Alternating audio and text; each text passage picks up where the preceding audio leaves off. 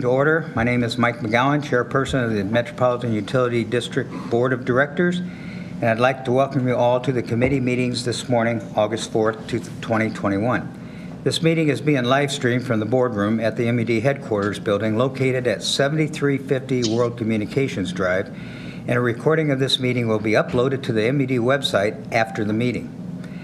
I would like to announce that due to the recent uptick in COVID cases in Douglas County, as well as across the country, the district will be returning to a stricter level of COVID precautions.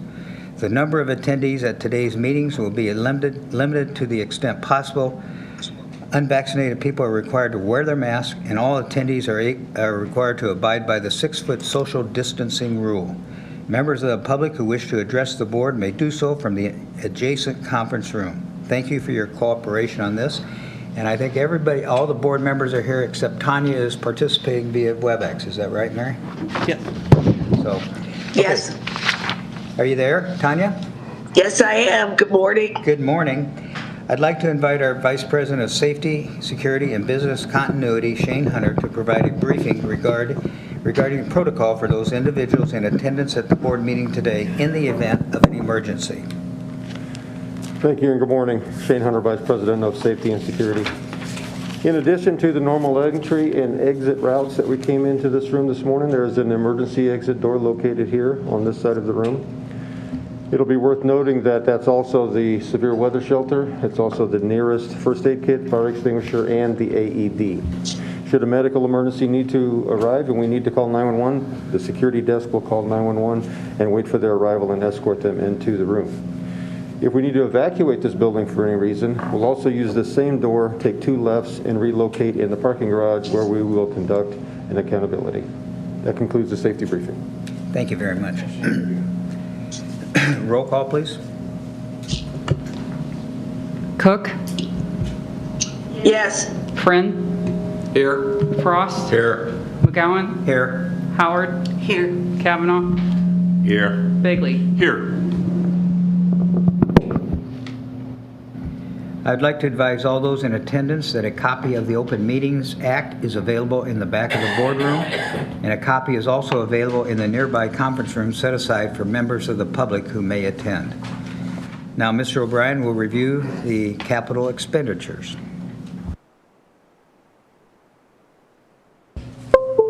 Good morning. Corey O'Brien, Vice President of Engineering and Construction. Behind tab 5 this morning, you'll see our capital expenditures letter. We have 7 requests on the letter this month. If you look at the map, you'll see 3 of those requests are under the system improvement category. And if you'll turn to page 2, I'll talk to you about a couple of these today. Number 1 being number 3, actually, under system improvements. This is a funding request for approximately $218,000 to install just under 2,000 feet of 6-inch gas main in Highway 50. North and south of Platteview Road down by Springfield. Now this request does have a kind of a companion main extension under the main extension letter, which you may have seen. There's 2 reasons we're recommending the installation of this piece of pipe. First being to serve the Springfield Commerce Development. That's the main extension you'll see on our main extension letter. So this main will help serve gas to that development, but also secondarily, we're installing this piece of pipe at this time because the town border station that feeds Springfield is nearing capacity. And as we plan for the future to feed Springfield from a different direction, this piece of main will be critical to that new feed. So we are recommending the installation of this piece of main at this time to coincide with the development that's taking place, but also to plan for the future feed to Springfield. If we'll go to buildings, plants, and equipments on page 2, I want to speak to you about items 2 and 3. Both of these requests are for replacement dump trucks for our fleet. And before I talk about them specifically, I guess I want to talk just generically about dump trucks and their importance to our operations. We currently have 33 dump trucks in our fleet. They are a critical piece of equipment to our daily operations from both a planned work perspective and a emergency response perspective. We have what you would consider, I guess, 3 maybe sizes of dump trucks. We have smaller ones that are based on a pickup platform, and those are used at our water plants. We have single axle dump trucks, which are larger, but single axle, and then we have tandem axle dump trucks, which are the largest dump trucks in our fleet. And again, they're a critical piece of equipment to our fleet. So item number 2 is for $635,000 for 3 single axle dump trucks. These will be for the cab, chassis, and body, so the whole truck together. Sometimes we split those apart. This time we're buying them as one unit. Item number 3 is for $460,000, and it's for 2 tandem axle dump trucks. And again, that's for the cab, chassis, and body. We are proposing that these 5 trucks be CNG powered. They will be replacing trucks that are currently diesel powered. The trucks we're replacing currently range in age from 12 to 17 years old, and age is part of the equation. Engine hours is typically more important to us as far as when to replace the equipment. You'll also note that I mentioned in my letter that the lead time for these trucks is pushing a year. So they may be 12 to 17 years old today, but by the time we remove them from the fleet, they'll be 13 to 18 years old.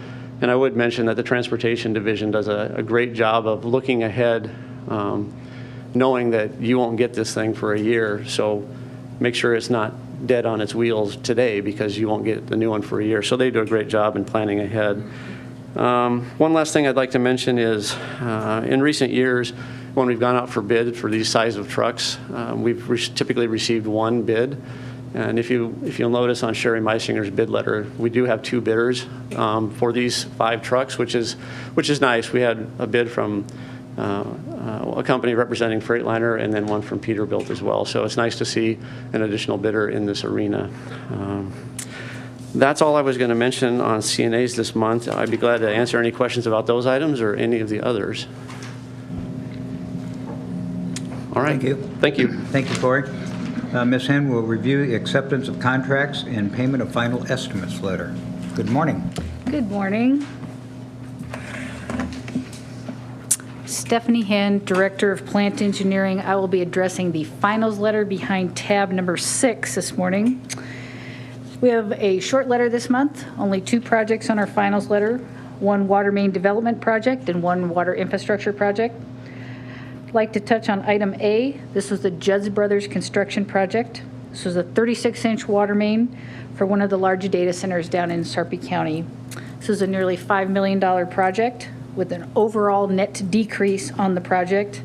However, this overall net decrease, there was a change order, an increase included in that of about $100,000 due to some pipe alignment changes at a creek crossing. So the approval of this final will also approve change order number 1. The only other item on there is a roll-off construction project. This is a water infrastructure project, which is part of the district's ongoing water IR program. So we're continuing to make progress. And with that, I'd be glad to take any questions. Thank you. Mr. Zellers will now review the bids on materials and contracts. Good morning. John Zellers, Vice President, Procurement and Enterprise Services. Bids on materials and contracts may be found under tab 7. There are just a couple items that I would like to discuss this morning. On page 2, we accepted the bids for the 5 CNG dump trucks that Mr. O'Brien just spoke about. The last time we bid, the single axle truck was in 2015 and the tandem axle in 2018. 2 bids were received for the trucks, in which Omaha Truck Center was the low bid for each dump truck type. Their bid represents an annual increase of 3% for the single axle truck and 6% for the tandem axle truck. Omaha Truck Center's bid is recommended for approval. The last items that I'd like to discuss are associated with water treatment chemicals found on pages 2 through 4. We received 3 bids for ammonium hydroxide, which over the last several years we only received 1 bid. The low bid from Air Gas Specialty is recommended for approval. Though we only received 1 bid for chlorine, we continue to work with suppliers to increase participation. DPC has provided chlorine to the district since at least 2008. Over the last year, the chlorine industry has seen significant increases in pricing due to production shortages and high demand. Shortages have been associated with major equipment failure at one key manufacturing facility and a catastrophic event shutting down another. There has been a significant increase in demand, mainly by plastic and other polymer industries. Demands by the drinking water industry accounts for only 5% of chlorine usage, and shortages have been reported by water utilities on both the east and the west coasts. We have worked very closely with our chlorine supplier, receiving weekly updates on the availability of chlorine for district water treatment facilities, and to date have not experienced or anticipate any impacts to our supply chain. DPC's bid represents a 79% increase over last year's bid. Purchasing did reach out to another supplier in which they verified $1,000 per ton or more in the industry. DPC's bid is recommended for approval. We also accepted bids for lime, in which pricing is more stable. The low bid from Mississippi Lime represents a 4% increase for Florence and the same pricing for Platte West and Platte South as currently under contract. That's all I have for you this morning. I'd be happy to answer any questions. John, you mentioned Corey mentioned the lead time for the trucks. You mentioned some of the lead time for some of these chemicals. You hear on the news about the supply chain, everything being backed up and backlogged for a lot. Are you running into any other problems, major problems, getting the supplies and the materials we need? You know, we have very good relationships with our vendors. I'm not going to say that we're immune to any challenges, just like others. We have had some issues with vendors that have not been able to supply us with the materials, chemicals specifically that we've needed. We work with other vendors in order to back up those supplies. As of now, we have not really received or had any supply chain issues that have had a significant impact on the district's operations. Good to hear. Hey, John, just a quick question. Given the supply chain issues, we buy these, the chlorine and the ammonia for 1 year, is that correct? Yes, these are annual contracts. Is there an expiration date on those products? My question being, could it be possible to purchase 2 years of chlorine? I know there might be some storage issues, but given the supply issues, was that discussion Yes. that discussion had? So actually, we do not accept the volumes that you're seeing at one delivery. So we receive those throughout the year as we need them, because as you said, we only have limited storage capacity.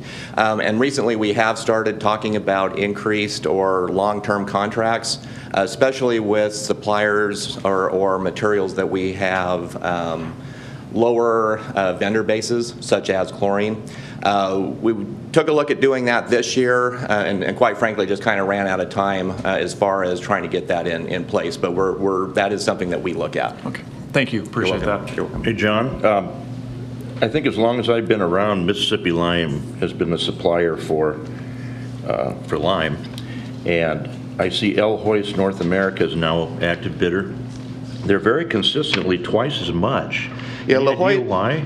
La Hoist has always been a little bit more expensive, at least as far as I have been in this position or have been working with procurement. La Hoist, I don't believe, has actually been awarded our contracts due to pricing. We actually have 4 suppliers that consistently bid on this. La Hoist is not able to actually provide rail service to Florence. So they're able to provide truck service, and I don't know the exact reason as to why they're consistently higher. It could be locality. So they don't deliver by rail, just by truck? Correct. They only deliver by truck, so they're only That might able. be the answer. Yeah, they're only able to participate with Platte West and Platte South. Okay, thank you. You're welcome. All right. Thank you. Thank you, John. Mr. O'Brien will review the proposed main extensions now. Good morning again. Corey O'Brien, Vice President, Engineering and Construction. Behind tab 9 is our main extensions letter this month. It's a longer letter. We have 11 main extensions, 5 being water, 6 being gas. The impact of our projects this month, on the water side, 313 single residence lots, 3 multi-residence lots, and 1 commercial lot. On the gas side, 564 single residence lots, 18 commercial lots, and 4 industrial lots. Looking at our map, you can see that the bulk of the activity is in the western part of our service area. We do have 1 water project in subdivision 5 this month. Turning to page 2, the although we have a longer letter with 11 main extensions, they're all straightforward. I'm going to talk about them kind of generically. On the water side, there are no district dollars involved in any of our projects this month. Main extensions 1 through 4, however, the developers for those projects have requested M.U.D's gas for their projects. Water main extension number 5 does not lie in our serviced area, so we will not be serving gas to that project.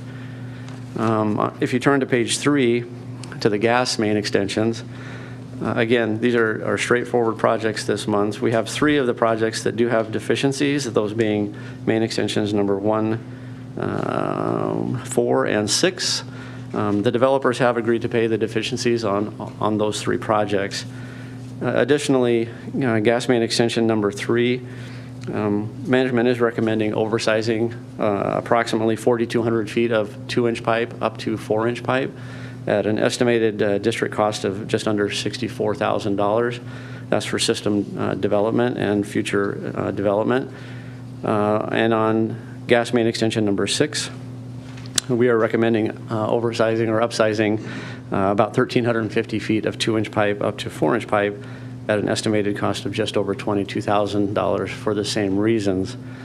That's the extent of my comments this month on main extensions, but I would be glad to answer any questions on any of our projects. I see they're saying that 180th will be open at the end of August. Okay. Between roughly Dodge and Maple. Okay. Do we have any work still remaining in that area there around 180th and Blondo?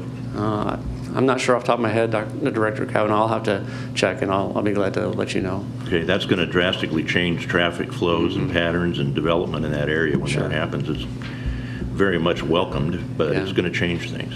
Yeah, I'll get back with you on that. Okay, Tim, when thanks. did you say that would be done? It was in the paper yesterday in end of August. It's kind of behind. It was going to be June originally, and I think it's a couple months behind now. Okay. So, okay, thanks. You bet. Any other questions I can answer or try to? All right, thank you. Thank you. Ms. Savine will review employee wage and/or salary increases and ratifications. Good morning, Bonnie. Good morning. Never sure about the button quite yet. Good morning to all of you. Bonnie Savine, Vice President, Human Resources. I will share with you this morning a recap on employee counts for the end of July, last year and this year. On July 31st, 2020, we had 812 regular full-time employees and 3 regular part-time employees for a total of 815. To end this July, there were 810 regular full-time employees and 3 regular part-time employees for a total of 813.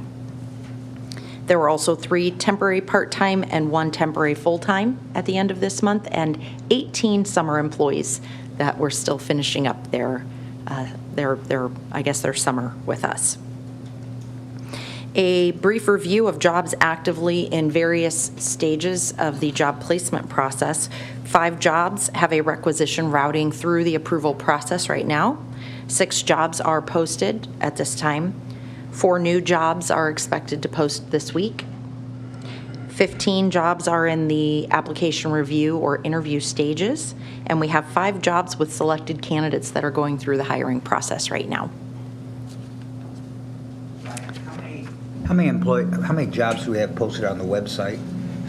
I would have to look. Okay. I'm not sure between those, of the 6 that we have posted, how many are external. Okay. You don't have, I'll I look believe at we it. posted 2 on Friday, so I think 2 and 4, but I can confirm that for you. Somebody on my staff might be shooting me that number while we're chatting. Okay. Okay. Now on to tab 10. Behind tab 10, you will find the wage and/or salary increases and ratifications letter. Human Resources is recommending the Board of Directors approve wage or salary increases for 9 employees this month. 8 of those employees are OAC employees being promoted through the normal promotion and job posting process. 1 is an SPA employee that is being promoted as well. And there was one new hire ratification at the end of the letter this month. Any questions on tab 10? Okay. And I will stay up here for the next item as well, tab 11. Behind tab 11 is the letter regarding the Senior Vice President job reevaluations.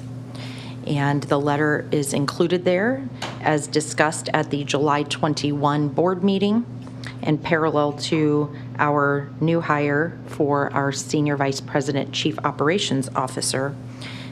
Mr. Doyle, our president, and I reviewed the performance expectations and salaries for our existing senior team. And we are bringing a recommendation as a result of that review and job reevaluation to adjust our senior vice president team that existed as of last month.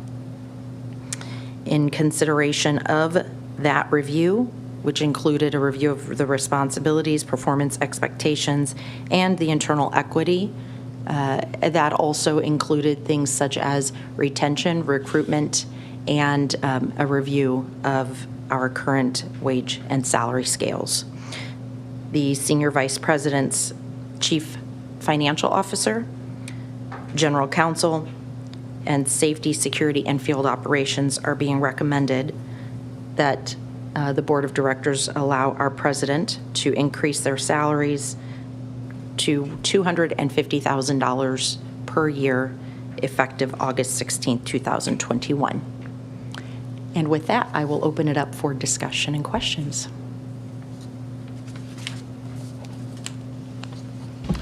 This is Tanya. Good morning, Tanya. Good morning, Bonnie.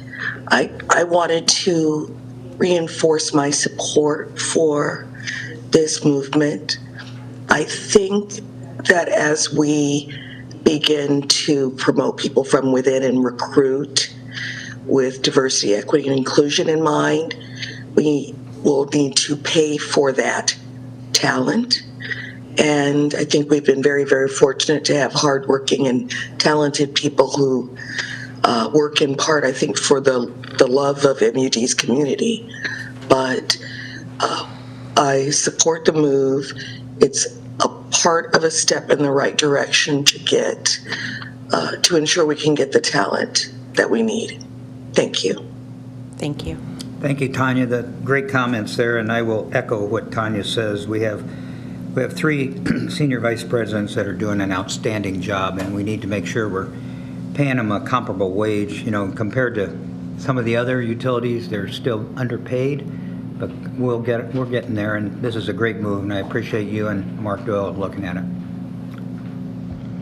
What's the total increase, gross increase annual from those raises? As a total, Yeah. I can give you that number if you can give me 1 second. For prorated for the rest of this year, it is just under $60,000. On an annualized basis, it would be $141,689. But of course, we do look each March at salaries, and there could be a general increase applied, so I cannot say that that would be the 2022 annual cost, but approximately $141,000. Okay, thank you. You're welcome. Hey, Bonnie, thanks for the report. Just a few things to mention. The context in which we're living right now, especially in the Omaha market, unemployment being about 3%, so we're at nearly full employment. You brought up the issue of internal equity, which is very important, and also the market that we are competing against other utilities. So to make sure that we can retain and recruit talented employees, this is an important step. I do want to make mention, though, that in HR and compensation, it's always a challenge, and I call it the whack-a-mole game, that once you make a move to increase senior vice presidents, then, well, we have to do the same thing for vice presidents, for directors, and so forth. So Do you anticipate coming before the board with any further, or Mr. Doyle, with any further requests for increases for the next vice president, director level, et cetera, given that we are increasing the senior vice president pay? Could I take that one, Bonnie, first, and then? Sure. Okay, Mark Doyle, President. Thank you for the questions, Director Begley. As Bonnie's letter summarized, some of the points that I want to emphasize, and I'm hoping for your support, but I appreciate the discussion. So in my 28-plus years with the utility, we've talked about these things quite a while, and traditionally, and even up till now, the SPA group follows along with whatever, basically, and this isn't official, but by observation, they follow along with whatever happens in bargaining. And there were a few years where salaries were frozen and we lost a little bit of ground, so we do have a compression issue. But the comments or the points that are good to think about are equity, of course, that we're talking about. Then we have compression. And on the notion of compression, the last chief operations officer, we knew each other very well. And to just get a 5% step because you're SPA to move into the senior leadership role, which incidentally is a major difference in responsibility here at M.U.D. Now, we do share that responsibility, but when all's said and done, the responsibility difference is significant.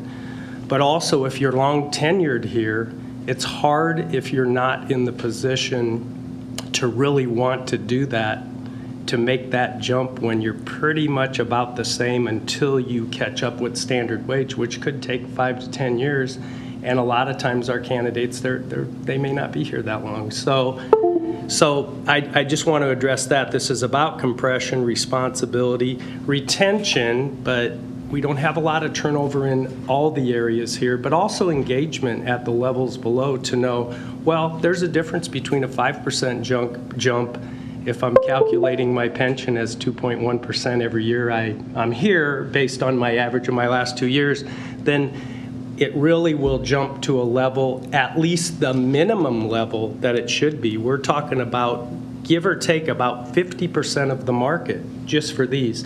And incidentally, those that were in the role, besides our last COO, the previous folks that were in the role would have been past this. I mean, and we also held off on, I held off on filling the CIO role, which we're working on now for over 1.5 years. I'm being very deliberate about this, but I also served as CIO, so I'm working with the Vice President of IT very closely and really filling that role. I'm not qualified to fill a COO role here. I can be the leadership, but I'm not an engineer, and we had someone step up as interim, which is great. But we've left both of those roles open for a total of almost over 2 years if you combine them, 7 months on the COO, over 1.5 years. That alone, if we're just talking transactional, is about maybe a 400,000, maybe more swing for holding those roles open, and we've done fine, but holding them open forever is not the right thing. So as far as the numbers that Bonnie said, we have those well covered into the near term. Long term, that's a different story. So we completed a study with Silverstone/Hub about the time the pandemic hit. We had planned to bring an SPA discussion with the management roles. And if our management team, the SPAs, were bargaining, which they're not, we would be looking at an array and we would have an agreement and we would have a contract, but the SPAs don't. They never have. And to be okay with sitting at, like in my case, and I am okay with it, I'm at about 25% of the market in my role. That's okay. This is M.U.D. I don't know if that's different, but for the rest of the SPA group to sit below market, and on the OAC side, we call it an array, and we can debate the array. We've talked to Mr. Kavanaugh. We don't use all utilities. We use the industries where those roles exist. Some of our roles are very specific. You don't have a gas a manager of a gas system in a bank or in a large manufacturing, but you do have a chief information officer, you do have a chief operations officer, you do have a general counsel, and you do have, a CFO, for example. So the educational requirements, the experience, but most of all, it's the responsibility and the equity or fairness of operating somewhere within the market. And we're not being extravagant here or liberal. We're very conservative in that approach. Bonnie, I'd like to turn it back over to you. Have I left anything out? We do have a study. We didn't bring it, what I forgot to say, right about when the pandemic hit, we didn't think it was a good time to continue to discuss that. Now, on the senior team, we've had some turnover. That changes things. And we had one go to the private sector. Good, that's great. I'd rather work here, but the equity there is quite different. That's a very comp-heavy role. But the last COO really put it in perspective and said, you know, you're going to get more applicants internally if the market adjustments are there, and it's a little different of a jump, like it is almost in every other position here. There is a difference. You'll see it here. You go down the list of the OACs and you see higher percentages. The SPA side, they're always only 5% because that's our policy. And as Bonnie stated in the letter, we are operating within policy here because of the board's willingness to. And we did make a small move, was it March of 2020, where we changed the ranges? Yes. We did make a small move by adjusting the ranges by 2.25%, 2.5%, something like that. Am I helping For out? directors and up, it was higher than that. It was higher Yes. than that, okay. But that was an indication of the study also. So I hope the employees understand that this is an equity and a responsibility and a retention and an engagement topic and a fairness topic. And I've went on a little longer than I wanted to. But I appreciate the discussion, no matter how it comes out. I'm not the type that's going to say, well, we're not taking it to the board because they'll say no. Well, if you don't support us, we understand, but if you do, it'll be very much appreciated, and it will show up in outcome. Mark, well, the board will never just outright say no. No, We'll have an open discussion, Yeah. you know, but I'd like to add a little bit to that, too. I don't know if M.U.D will ever pay market price, get to that point for all employees, because the thing I think we all have to remember, M.U.D has a lot of good benefits. The benefits are above market. I think they are really, really good benefits, and I think that's a factor all the employees, and certainly the board, must keep in mind as we set the salaries. I mean, you know, the medical, the retirement and everything, and we're doing a lot to keep the retirement and promises like we have discussed. But I think we got to remember, too, in addition to trying to get to equitable salaries, we got to remember we pay pretty good on the benefits side, and the employees have to appreciate that. And I know I've talked to a lot of employees, and they realize that.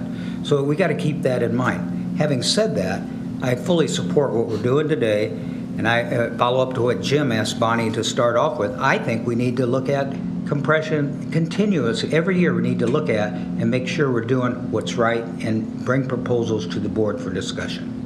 Thank you for mentioning our benefits, Director McGowan. I agree 100%. And when we did the study, we factor in our benefits and we factor out the comp for companies that aren't public that pay bonuses and things because we don't. So we have to equalize that when we look at it. So our array is a little different maybe than an array for an OAC study. But thank you. like I said, I fully support this. These three individuals, I think, do an outstanding job. They work very hard, and they contribute to the success of the district very much. I appreciate their hard work.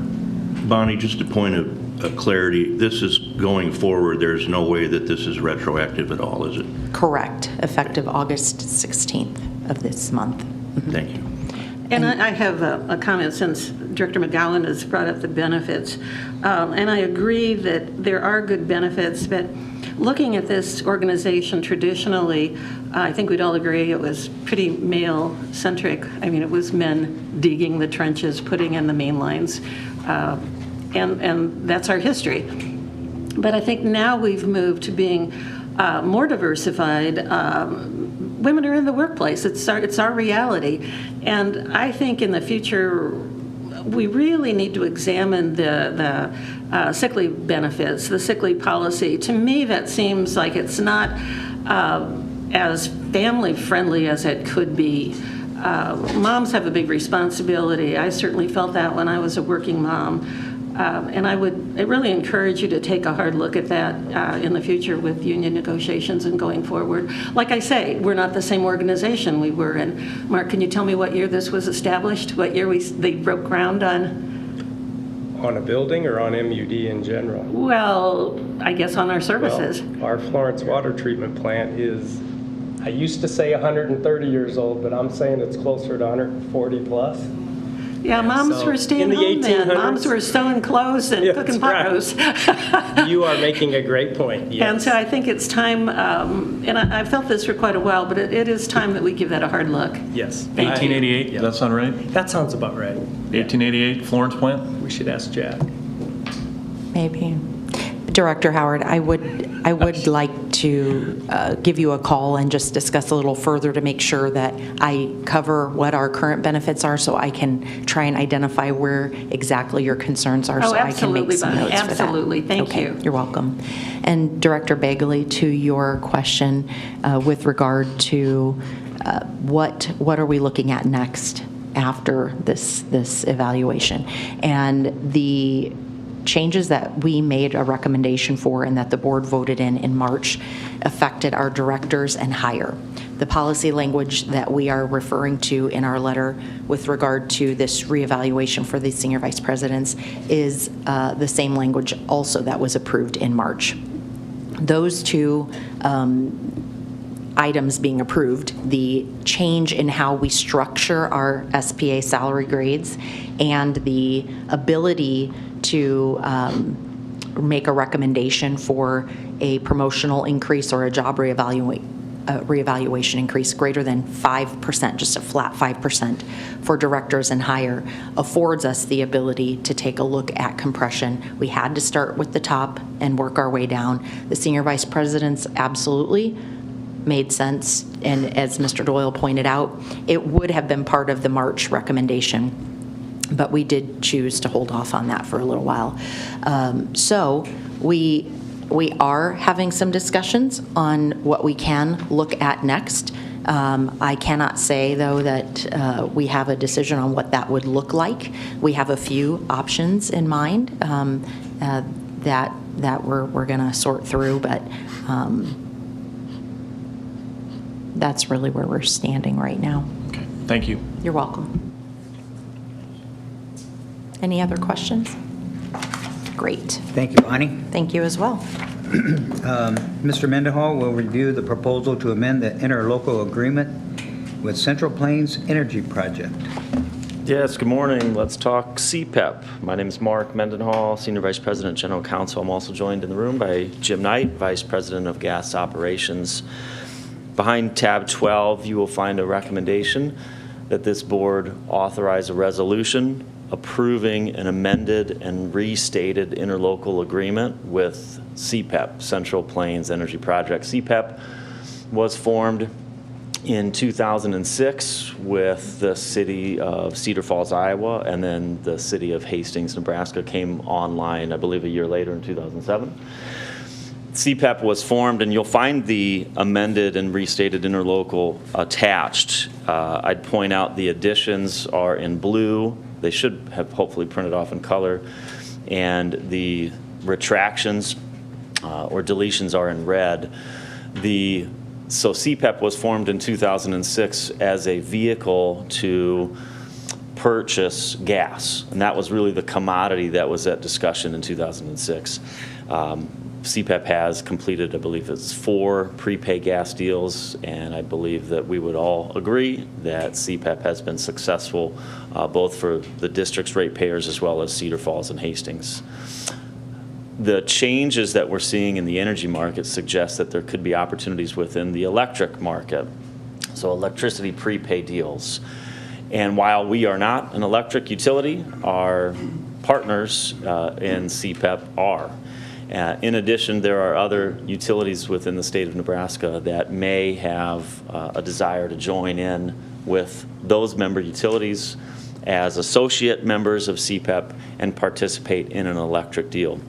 And so, working with the CPEP attorneys, Mr. Knight as, and he's not only our vice president, but he's also, I believe, the chair of CPEP and M.U.D's representative on CPEP. The recommendation is to amend the interlocal to broaden it. So we're really I know there's a lot of changes in the agreement, but really what it boils down to is it broadens gas to commodities, and it defines commodities to include electricity.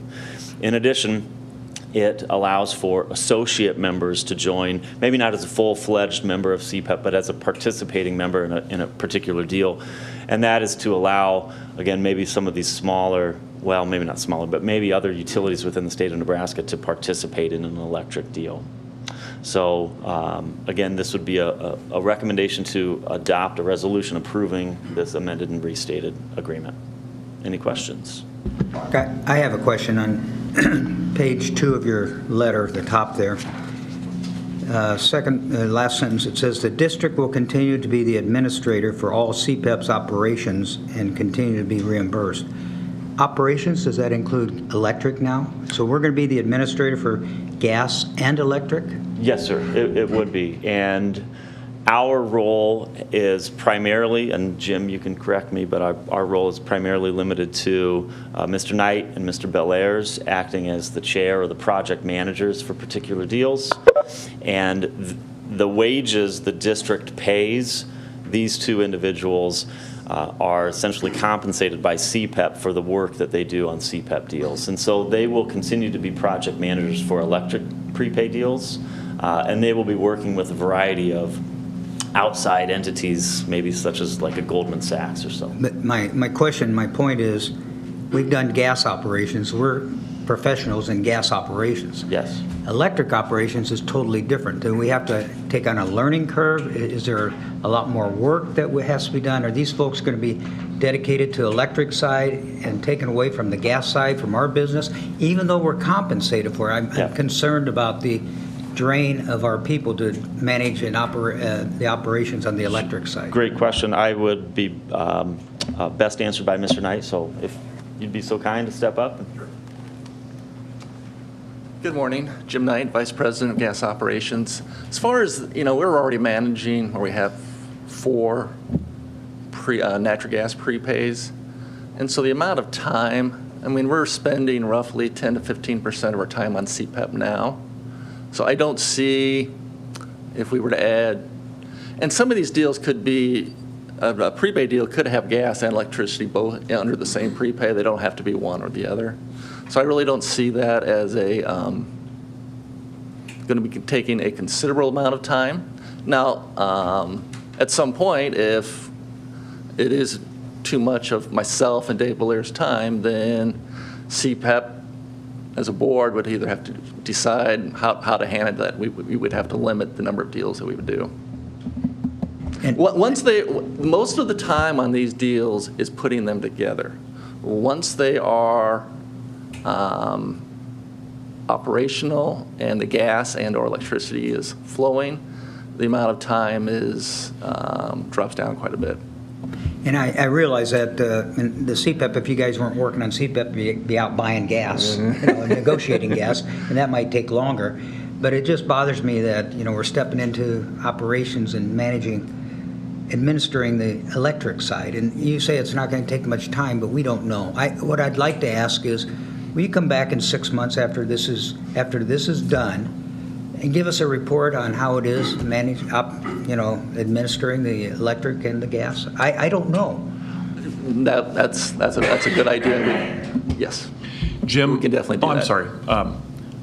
Will this by allowing more utilities that are electrical based, will this allow more purchasing power or more leverage on behalf of the utilities going forward to have more leverage? Do you understand just my question? By expanding to more electrical utilities, having a larger group of entities, does that allow more leverage? It does help. There is a lot of administrative costs in putting these deals together, so the more volumes you have in the deal helps divide those costs out among more units, right? So it does help because, frankly, M.U.D is big enough. Most of these prepays we could have done just with our volumes. Hastings, Fremont, Cedar Falls, none of them are. And so they're getting the exact same price we get. So any of the smaller municipalities, yes, it does help coming together. I appreciate you understanding my clumsy question. Thank you. Yeah. Yes. Jim, 2 questions. One, does it have your full-throated support? Is this good for M.U.D? Yes. Thank you. Number 2, this does not drag us into any power sharing consortium like Southwest Power Pool or any of that, correct? Absolutely not. That's my biggest concern is, thank you. No. This is just a supply agreement. Then, Jim, I'll end the discussion. My question here would be, I'll leave it up to you to get back on the agenda and give us an update in 6 months as to your experience on this. After it's done and it's operational, what are you running into on the electric side? Nothing? Everything's fine? Or you got some issues? I'd like to know. Okay, that sounds good. Thank you. Thanks, Jim. At this point, we are done with the agenda items for the committee meeting, but I have asked Mark Doyle to give the board an update on COVID-19, the new variant, and some of the changes that may be required because of it. And I think we went to 25% or 50% occupancy here in July. We're supposed to go to another 25% in September. Where are we at on, I want your thoughts on that. Thank you for your questions, Director McGowan. Mark Doyle, President. On that last topic, it wasn't a clumsy question. It's a great question. All your questions are good. One thing that occurs to me is the more that gas companies and electric companies work together and understand each other, and Director Kavanaugh, I'm with you on that power sharing part. That's not what we do. But the closer we are together, the better it is for this country, because the electrics are moving to renewables at a fast pace due to decarbonization. And the best way to back up renewables is with natural gas. And even here in our community, we're embarking on one of the largest projects ever for a gas utility here, and that's the Power with Purpose OPPD initiative to go forward and use our facility as a backup facility. So not only will we benefit from working with electric prepays or anything electric, and our new COO, for example, certainly has great electric experience along with gas and water, but it's better for all of us. And I think the CPEP group will continue to benefit from Jim and Dave's involvement in even a bigger way now, because even though they're natural gas employees, they understand electricity too. So I think it's good for all of us. So thank you for your support on that. In terms of the pandemic, we're all watching the news and we're seeing things change in real time. Here at the district, the pandemic, you know, it is what it is, but for us, it's a safety initiative. It's one of our 4 pillars: safety, which is always first; reliability, which we want to stay reliable. We need our employees healthy, and we need them on the job, not ill and feeling well and returning to their families each day, and we're going to do everything we can to promote that happening. Fiscal responsibility and organizational excellence are the other 2, and I think everything we do hits all 4, but our move on the pandemic to maybe notch back a little bit is in the interest of employee safety. We currently sit at vaccination rates of about 65%. So we are operating in the interest of all employees, but especially the vast majority of those that are now vaccinated. You mentioned our phase 2 move, which was to 50%. I'm thinking that was in July or June, pardon me. We are delaying our move to 100% in September. At this time, that's on hold. We're staying as is with one exception, and that exception is that we are going back to our common space capacity limits. In other words, conference spaces and places where employees gather. We're going back to making sure we have only the amount of people that allow for social distancing if the meeting is mandatory. that's a little bit subjective. But we're trying to ask everyone to rethink everything, again, just in the interest of safety of your coworkers and your family. Don't come to work if you're not feeling well. That's such a simple message, but that should always be promoted, and especially at this time, we need to remind ourselves that something as simple as that can really eliminate some problems. So we're delaying the move to full till we rethink it again at the end of August, but we will continue to commit to our employees that we'll give you 30 days notice whenever we decide to activate that. So if we decided at the end of August, the earliest we would do that is at the end of September. But we just have to put ourselves in a hold state because things are changing daily. We are in a position now where, like everyone that manages a workplace, some are vaccinated, some are not. How do you know who is and who isn't? I want to tell you, M.U.D is not moving toward mandatory vaccinations like you're hearing in the news. We're not. We have implemented a process now where all employees are required to fill out a form that you can voluntarily disclose and have your vaccination card on file with HR like I do, and you can refuse to disclose. It's okay. Whether you're vaccinated or not, if your status is unknown, you have to follow our protocols that have been in place for quite a long time in terms of mandatory mask wearing, social distancing, all those things, if we don't know if you're vaccinated. You may be vaccinated and you don't want to disclose. That's okay. Or you may not be vaccinated and you put no on the form, I'm not. So we're going to do what some companies have done, such as UNMC, and we're creating a green sticker with a check mark and an M.U.D that we're going to put on employee badges so employees can at least know who is vaccinated. And we'll assume the others either aren't or they won't disclose. It's your right, no problem, but you do need to follow the protocols as if you were not vaccinated. And that just means the things we've been doing up until we said now you can. Like me, I'm not wearing a mask right now. It's not mandatory. We're all vaccinated, and you can still choose to wear a mask, and many will. We were just in a retirement yesterday, and it's very impressive how the distance was there, and everybody was wearing masks, and most people there probably didn't have to. So that's happening right now, and that's being communicated to all the employees. The management and supervisory team have known this maybe for a few days. I think in terms of anything else to do with the pandemic, that's really the crux of it. We're changing our repopulation approach, we're delaying it, and we're coming up with a method by which we can sticker those that have voluntarily disclosed that they're vaccinated. So Mark, we're going to stick with our current population, 50%. We're not going to change that. Correct. We're not going to reduce that at all. Correct. Okay. Yes. And then the second thing is, as I understand it, we are respecting everybody's right. You can either get vaccinated or not. That's your choice. You can disclose whether you're vaccinated or not. That's your personal choice. But with each choice, there's a consequence. So people who have disclosed they're vaccinated get a sticker, and then it's up to them. Masks are optional. Correct. But if you don't have a sticker, then you haven't disclosed, we don't know if you've gotten a vaccination or not, and that's your right, but then you have to follow the protocol that's been in place, wearing a mask and social distancing. Correct.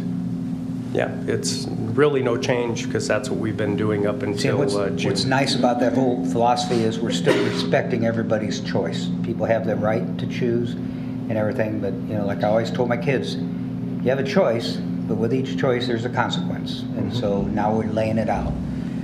Are we rolling out the stickers now at this point? Yes, very soon. They're being created as we speak. Okay. Hey, Mark, this might be a question for Bonnie. I don't know if Bonnie's still here. She's listening. Okay. Yep. With regard to COVID leave, is that still being offered? And my second part of that question would be, for those who are unvaccinated, and if they were to get COVID, are they still eligible for COVID leave if they don't have the vaccination? I'm going to let Bonnie take that, and then I'm going to ask all of you. Well, I could take a shot at it. I'd say the answer is we rolled over what remaining COVID leave you didn't use last year into this year. And yes, that the answer to the question is right at this time, yes. But I'd be curious to know what our elected board of directors think. So, Well, I know that for IBW 1521, that would probably require, since it's subject to bargaining, that would be something that would have to be opened up again as a subject of bargaining.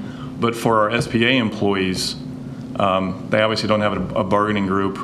Would that, and I'm speaking to the 35% who are unvaccinated, I don't think it's 34%, okay. We went up 1% today. That's good. Just this morning. We're lessening it. But for those who are unvaccinated, they have the opportunity to get the vaccine to prevent them from getting the virus and, more importantly, getting very ill or even dying. I don't think for the 67% or 66% that have gotten the vaccination, I don't think that's fair to them that did everything they could to prevent the virus from getting it themselves, spreading to their family, friends, and coworkers.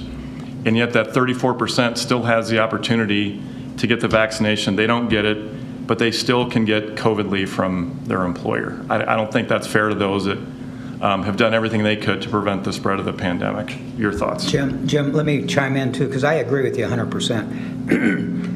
I've read where some companies, the people that, well, first of all, on the news you read that 90-some% of the people, high 90s, in the hospital are ones that have not gotten vaccinated. The number of deaths are related to the ones not vaccinated. So, but they have a choice, I understand that. But I'm almost to a position where if you have not gotten vaccinated, which is your choice, and you go to the hospital and everything, why should our ratepayers pay that expense? When you have the choice to be vaccinated and not go to the hospital, why should we pay that insurance? I really question that. And the shots are free. They're free, and we have them available. You have a clinic coming up, don't you, pretty soon? We do. And I Friday. understand and respect the rights of people to not have anything infringe upon them.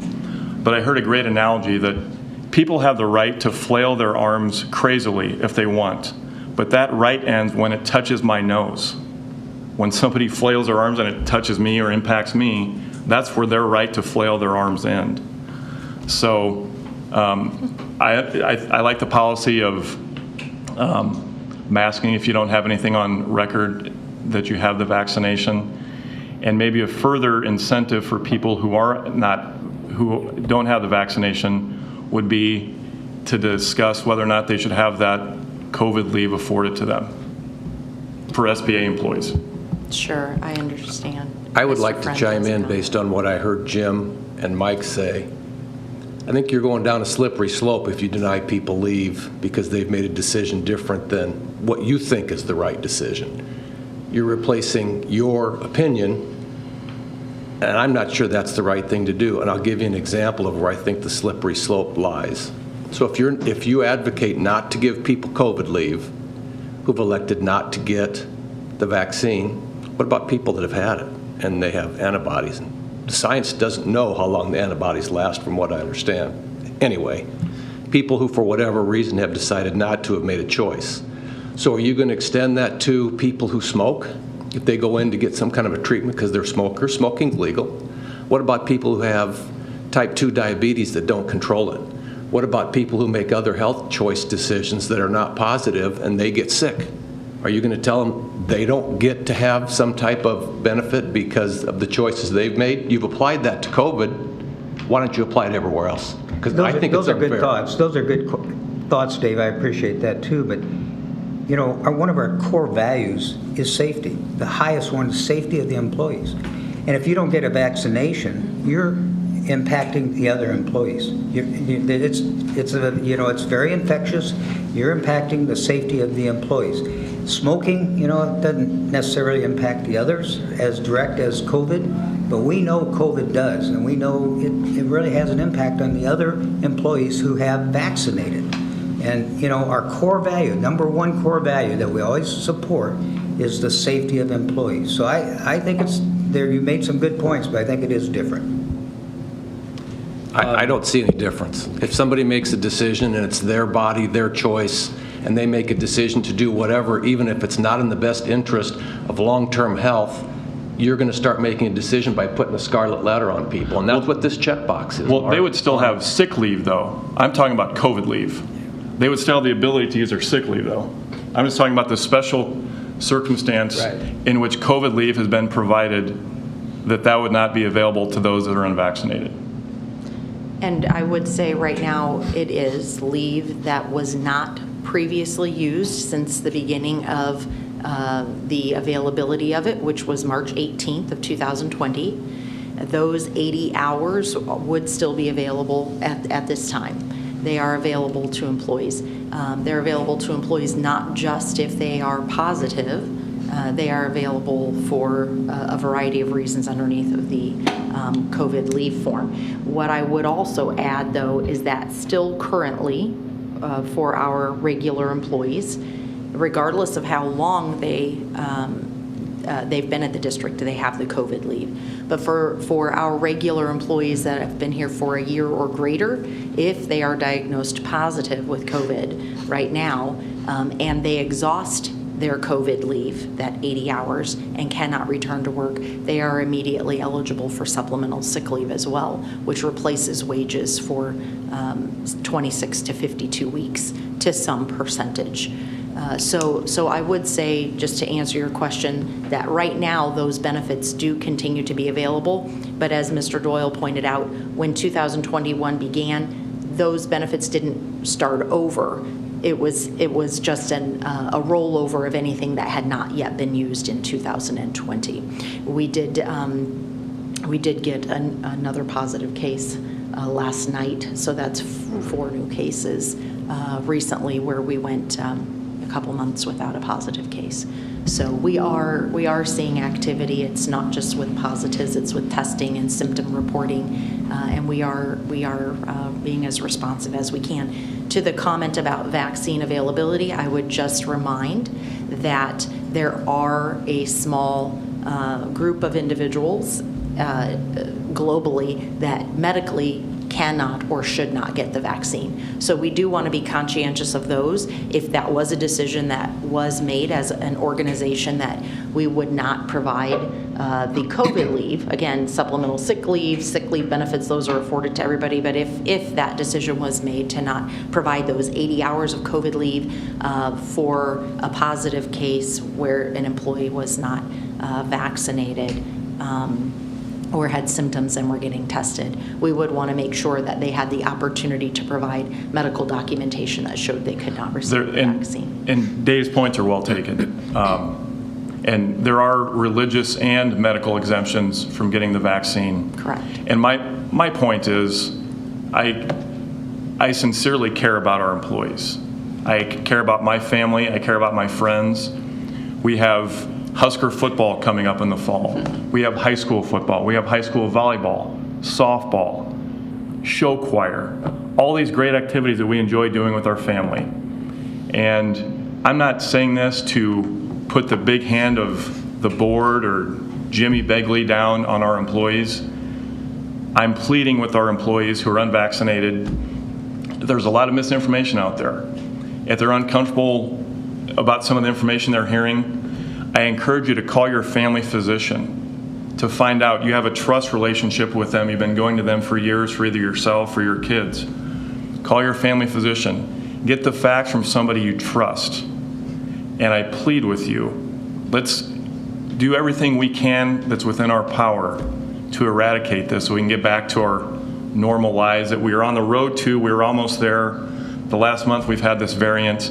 And the fear is there will be 5 other variations from the Delta variant that will render the vaccine we all have now useless. So I plead with our employees, please think long and hard about consideration for yourself, your coworkers, your family, and friends. This public service announcement is over. Thank you. And to that point, the clinics that we do have scheduled are tomorrow afternoon in the Human Resources Conference Room from 2 till 4, and Friday morning in the construction center lunchroom from 7 a.m. until 9, no cost, as you mentioned, 15-minute waiting period after you receive the shot, and walk-ins are welcome. And 2 jobs are posted. Okay. Internally, by the way. Thank you. Ms. Howard. And Bonnie, you just hit exactly on the point that I was going to mention. Thank you so much for setting up those on-site vaccine clinics. I was a little disappointed that only 12 people came to the last ones you set up. But on the other hand, that's 12 more people than we had before. So, and the other thing I'd mention is I would, as a board member, like to have a sticker that says that I've completed the vaccinations. I think that's important. I think it's good to lead by example, and I'm willing to do that. And it is simply voluntary self-identification. Yep. Otherwise, that's really. Do we get the stickers from you? I'd like one like Gwen, too. Yeah. They are ordered, so we will let you know when they arrive. Okay. And Jim, as a follow-up to you, you made a great point clarifying to Dave.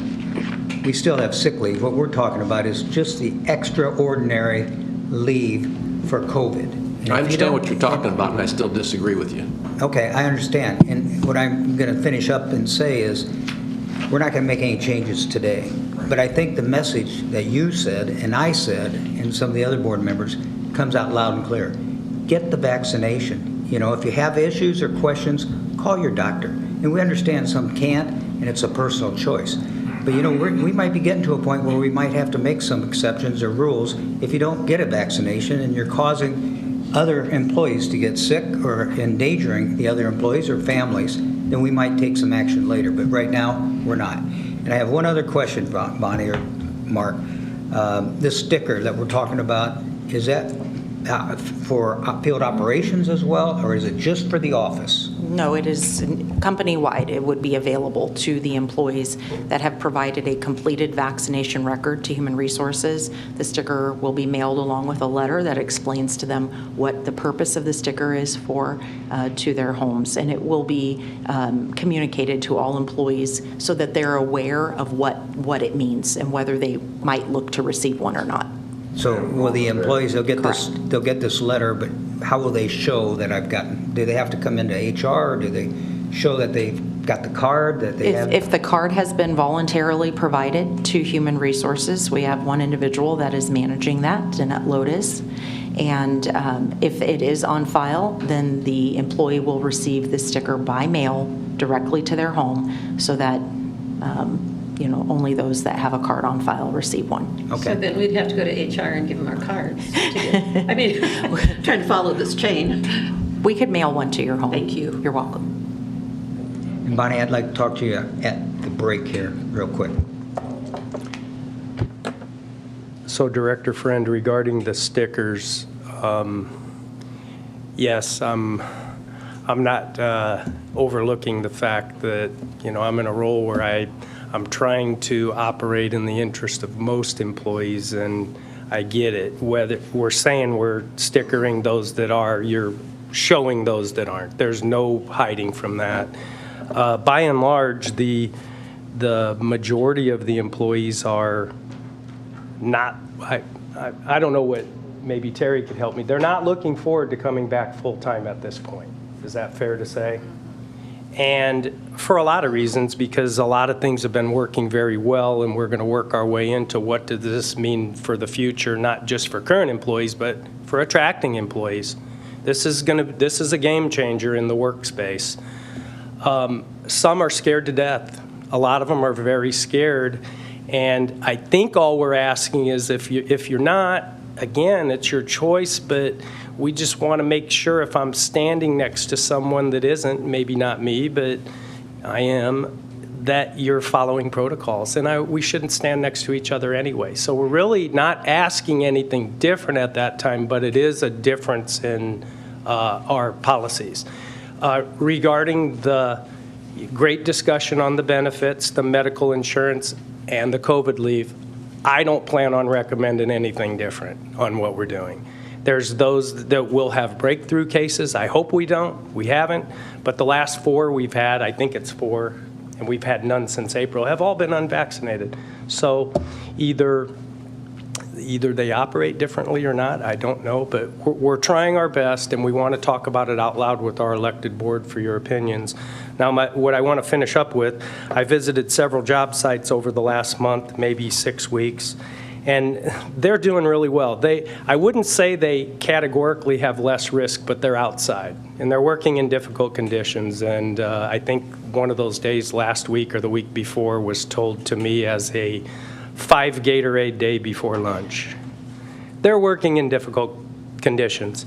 And I don't sneak up. I approach because I see something or I know they're in the area, and I always identify myself, but I don't need to. Even if you sneak up, they're doing really well. The work that's being done out in the field in these conditions with as many emergency repairs as we have, coupled with all the work we need to do day in and day out, our crafts, our folks out in the field, across the board, not just construction, field services, water D, gas D, they are just doing a stellar job. The reason I say that, I tend to only get the bad news when things aren't working well or somebody's misbehaving. I need to get out more because it reinforces the fact that we have a great utility, but our field folks in these conditions or during a polar vortex are second to none. And they're cognizant of safety, and I get no pushback on these things. I really don't. We talk about it, and they get it. Even if they don't like it, they want to stay safe. They want to keep their coworkers safe. We have roles that require 2 people to turn, on their face. They're doing really well, and I hope your confidence and your support's always appreciated, and I can't reinforce that enough. So thank you for the discussion. Any further questions for me? Okay, thank you, Mark. Good discussion, and we'll try to keep up on all this. Do any board members have any further comments or anything to discuss? Mike, really quickly, today is the last day for a beloved member of the M.U.D. HR department, Gary Troutman, who's the manager of labor relations, is retiring. They had a celebratory retirement coffee for him yesterday. He's been with the district, I believe, for 10 years. And I've known Gary for many more years before he came to M.U.D. And he was a great get by the district. And I just want to wish Gary, his wife Katie, and his family many, many years of joyous retirement. Thank you, Gary, for the great job you've done for the district. Should we give him a round of applause? I wanted to say that because he may be out of the office by the time our regular board meeting meets, so I want to make sure that got conveyed while he's still in office. I agree with you 100%, and like all the retirees that go off into their future with their families and everything, we wish them nothing but the best. So Gary's got a long and storied career. I've known him for over 40 years. His wife is sister to my best friend, so I've kind of kept track of Gary for a long time. Good guy. And Gary's been through a lot of things working for the city of Omaha, the city of Bellevue, the private personnel consulting firm, and finally he shared 10 years with us. Thanks for noting. We would want to put that on the record. And as we said yesterday, Terry and the union leadership have the things they say about Gary, considering he's technically on the other side, are such a compliment, and that role is so important. So thank you for acknowledging. We don't always agree on everything for sure, but the discussions are always professional and dignified with Gary, and that's been so much appreciated. Thank you. any other comments? I'd like to mention that due to COVID-related precautions, members of the public have access to this meeting via WebEx connection that is set up in an adjacent conference room at the headquarters building here. Are there any members of the public who would like to address the board? And if so, please indicate your intentions to the moderator. Mr. McGowan, we don't have any questions from the public today. Thank you. Well, thank you. The committee meetings have now concluded, and it is 9:29. We will start up at 9:40. Thank you.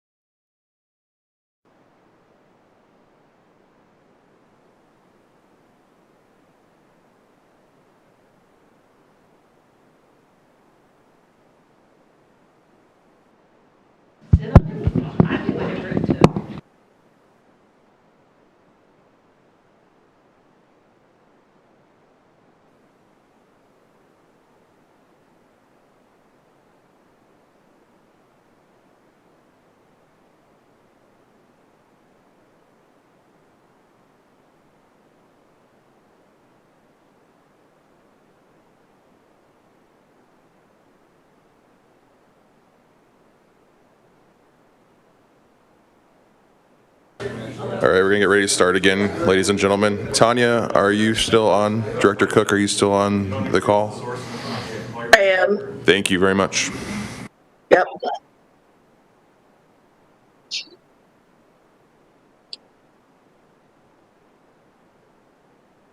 I'd like now to call the meeting to order.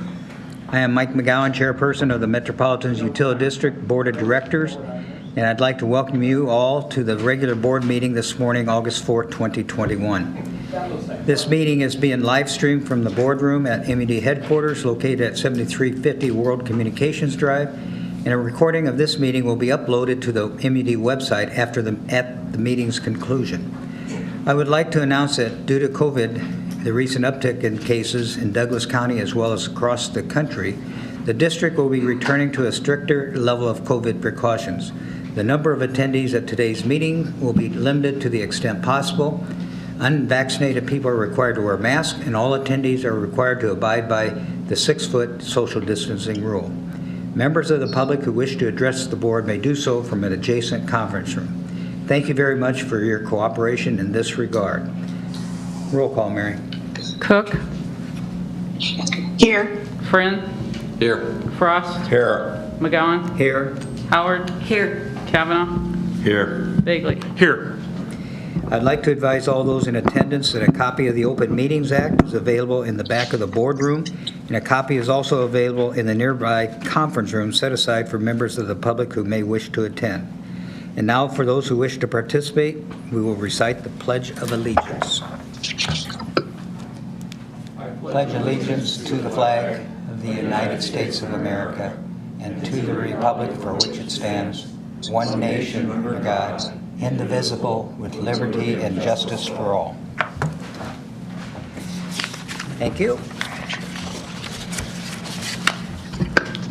Okay, approval of the minutes for the committee meeting and regular monthly board meeting. Do we have a motion? Second. Discussion? Roll call? Cook. Aye. Friend. Yes. Frost. Yes. McGowan. Yes. Howard. Yes. Kavanaugh. Yes. Bagley. Yes. Agenda item number 5, capital expenditures. I move we approve the capital expenditures as presented by Mr. O'Brien at the committee meetings and as outlined in his letter dated July 27th, 2021. Second. Discussion? Roll call? Cook. Yes. Friend. Yes. Frost. Yes. McGowan. Yes. Howard. Yes. Kavanaugh. Yes. Bagley. Yes. Agenda number 6, acceptance of contracts and payments of final estimates. I move we approve the acceptance of contracts and payment of final estimates as presented by Ms. Hen at the committee meetings and as outlined in her letter dated July 26, 2021. Second. Discussion? Roll call? Cook. Yes. Friend. Yes. Frost. Yes. McGowan. Yes. Howard. Yes. Kavanaugh. Yes. Bagley. Yes. Agenda number 7, bids on materials and contracts. I move we approve the bids on materials and contracts as presented by Mr. Zellers at the committee meetings and as outlined in the letter from the Director of Procurement, Sherry Meisinger, dated July 23rd, 2021. Second. Discussion?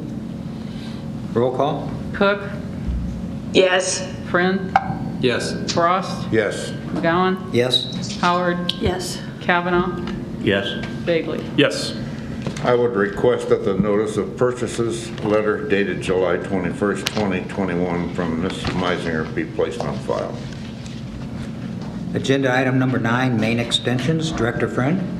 Item number 9, I move approval as outlined in the memo from Mr. O'Brien in the presentation. He did today in the memos dated July 27th. Second. Discussion? Roll call? Cook. Yes. Friend. Yes. Frost. Yes. McGowan. Yes. Howard. Yes. Kavanaugh. Yes. Bagley. Yes. Agenda items number 10 and 11. Mr. Director Begley, would you handle both of those, please? Yes, sir. I move that we approve the wage and salary increases and ratifications as outlined in the memo dated July 23rd, 2021 from Bonnie Savine and discussed in committee. Do we have a second? Second. Discussion? Roll call? Cook. Yes. Friend. Yes. Frost. Yes. McGowan. Yes. Howard. Yes. Kavanaugh. Yes. Bagley. Yes. Item 11, Senior Vice President Job Reevaluations. I move that we approve the Senior Vice President Job Evaluations as outlined in the memo from Bonnie Savine dated July 28, 2021 and discussed in committee. Second. Okay. Got him there. Roll call? Cook. Or Yes. any discussion, I should say. Discussion. I'll admit, when I came in, I was somewhat on the fence, but it was a very compelling discussion with Bonnie and Mark, so I support it now. Thank you, Tim. Any other discussion items? Roll call? Cook. Yes. Friend. Yes. Frost. Yes. McGowan. Yes. Howard. Yes. Kavanaugh. Yes. Bagley. Yes. Agenda item number 12, amend the interlocal cooperation agreement with Central Plains Energy Project. Director Cook? Yes. I move we approve the proposed amended agreement with Central Plains Energy Project as explained in Mr. Mendenhall's letter to the committee dated July 24th, 2021. Second. Discussion? Roll call? Cook. Yes. Friend. Yes. Frost. Yes. McGowan. Yes. Howard. Yes. Kavanaugh. Yes. Bagley. Yes. Agenda item 13, other matters of district business for discussion. Do any board members have any comments they would like to share now? Okay, I'd like to mention that due to the COVID-related precautions, members of the public have access to this meeting via WebEx connection that is set up in a conference room adjacent to the boardroom at the headquarters building. Are there any members of the public who would like to address the board? And if so, please indicate your intentions to the moderator. Director McGowan, no questions from the public, sir. Thank you very much. If none, I would just like to mention I am going to miss the September meeting. I'm going to be out of town, and my buddy here, Jack Frost, is going to carry the torch. So, do we have a motion to adjourn? So moved. Second. Discussion? Roll call? Cook. Yes. Friend. Yes. Frost. Yes. McGowan. Yes. Howard. Yes. Kavanaugh. Yes. Bagley. Yes. Thank you. We are now adjourned.